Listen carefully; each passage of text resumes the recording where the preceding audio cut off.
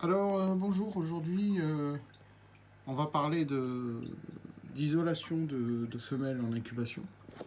Donc là actuellement dans cet aquarium j'ai une femelle ici qui est en incubation depuis quelques jours. Mais le problème c'est qu'il y a 4 mâles et elle est toute seule parce que j'avais déjà isolé l'autre femelle qui sortait d'incubation, qui était un peu affaiblie, donc je l'ai isolée pour qu'elle se requinque normalement. Mais celle-ci est un petit peu fatiguée. Donc j'ai dans l'idée de faire un panier flottant afin de l'isoler tranquillement, sans pour autant changer l'aquarium. Il y aura juste le stress de la pêche. C'est trop, désolé. Alors, pour faire ce panier flottant, on utilisera un panier qui sert pour les plantes, pour les bassins. Ça a l'avantage déjà d'être neutre, d'être bien aéré, vous voyez, de toutes parts. Il y a des trous partout, comme ça l'eau circule bien. Et puis d'avoir un volume assez important. Et voilà. Ensuite, je vais utiliser de la mousse. Alors j'ai la chance au travail de pouvoir récupérer de la mousse comme ça, qui est souple, qui est très costaud et qui ne s'abîme pas dans l'eau. Parce que le problème du polystyrène, ces matières-là, c'est qu'elles ont tendance à se dissoudre. Et ensuite, je vais prendre des riselants, des Serflex, enfin comme vous voulez, vous les appelez comme vous voulez. Et en fait, ils vont me servir à passer de part en part du panier pour attacher la mousse. Voilà. Alors j'ai déjà prédécoupé des bouts de mousse, hein, j'ai fait un petit peu à l'arrache. Mais bon, on s'en fout. Comment dire, le but ultime, c'est que ça flotte, c'est pas que ça soit joli. Donc je prends les mousses.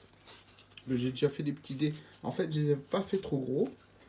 Parce que vu que ça flotte, l'épaisseur de la mousse va définir le niveau de l'eau. Donc il faut laisser quand même un petit peu de volume de nage pour la femelle. Donc voilà. Là j'ai à peu près quoi, 1 cm, 2 cm maximum. 1,5 cm. Et je vais en mettre sur deux côtés. Je vais voir comment ça flotte. Et puis si ça manque, ben, je rajouterai. Voilà. Là j'ai fait appel à Steven Spielberg, hein, parce que pour la réalisation, parce que j'ai besoin de mes deux mains. Donc je passe le riselant dans un des petits trous perforés. Je passe à travers, tout simplement, et je serre. Tac, tac, tac. Je refais la même chose de l'autre côté. Donc je passe, alors j'essaie d'être un peu plus au bord possible, parce que sinon mon riselant n'est pas assez long. Et je passe à travers. Tac. Je fais la même. Alors voilà, maintenant on a mis nos deux mousses. On va essayer de voir si ça flotte bien. Donc normalement ça flotte bien, parce que déjà le panier de lui-même il flotte bien. Et voilà. Ça a l'air d'être convaincant. Il n'y a plus qu'à pêcher la femelle. Avant de pêcher la femelle, je vais quand même faire un petit peu de design. On va couper les morceaux qui dépassent. Comme ça, ça sera plus joli. Et puis en plus, ça gênera moins dans l'aquarium une fois qu'il y aurait les couvercles posés dessus.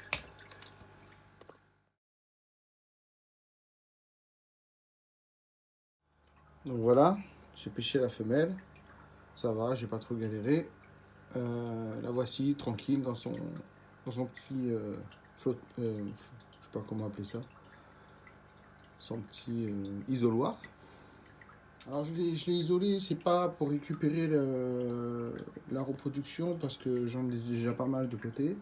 C'est surtout parce que en fait elle est harcelée par les mâles un peu quand même. Et voilà, c'est tout. C'est pas pour c'est vraiment pas pour récupérer les œufs. Je laisserai l'incuber jusqu'à terme. Voilà, je vous laisse. N'oubliez pas de liker si vous avez aimé. Et puis n'oubliez pas aussi de vous abonner parce que pour que je continue, hein, pour me motiver un peu quoi. Et ben voilà, ça fait toujours plaisir. Allez, à plus!